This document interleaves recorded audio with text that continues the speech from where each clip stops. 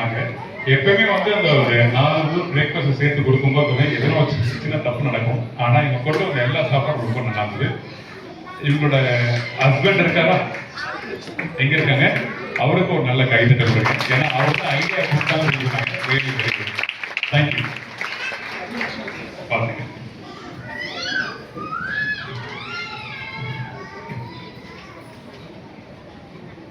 நான் எத்தனை வாட்டி ரிஜெக்ட் ஆகும்.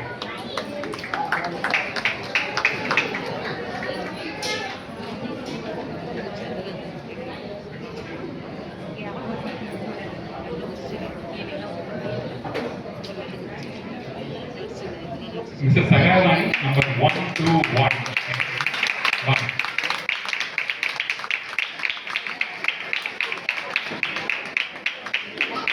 Mrs. Chandini, 143. Chandini, Mrs. Morgan.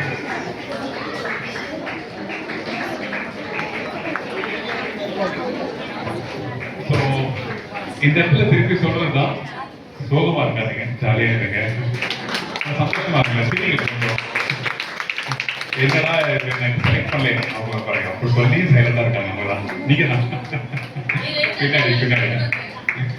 So என்னால் செலக்ட் ஆகலைன்னு சொல்லி சோகமா இருக்காதீங்க. நம்மளோட வாய்ப்புகள் என்னைக்கு நம்ம வந்து ஒரு இடத்துல வாய்ப்பு கிடைக்கலையோ அந்த இடத்துல தான் நம்ம தேடல் அதிகமாக இருந்துகிட்டே இருக்கும். உண்மையை நான் சொல்றேன். ஏன் என்ன சொல்றேன்னா, நான் இந்த இடத்துல குக்கிங் காம்படிஷன் ஷெஃபா ஜட்ஜா இருக்கிறதுக்கு காரணம், ஃபர்ஸ்ட் ரிஜெக்ட் ஆன போய் குக்கிங் காம்படிஷன்ல நான் திருப்பி திருப்பி திருப்பி திருப்பி என்னோட தேடல் அதிகமா இருக்குன்னா ஒரு ஷோக்கே குக்கிங் காம்படிஷன் ஜட்ஜ் பண்றதுக்காக வந்திருக்கும். ஸோ அதனால கண்டிப்பா நாளைக்கு நீங்களும் நல்லா இருக்கீங்க சொல்றேன். உங்க எல்லாருக்கும் என்னோட வாழ்த்துக்கள். Thank you so much.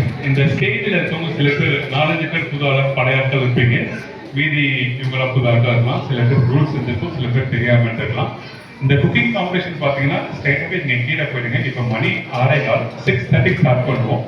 ஸோ உங்களுக்கு கொடுக்குற டைம் பார்த்தீங்கன்னா 1 hour டைம், 7:30 மணி, 7:30 கம்ப்ளீட் பண்ணணும். 6:30 to 7:30 கீழே வந்து நான் ஸ்டார்ட் பண்ணுவேன்.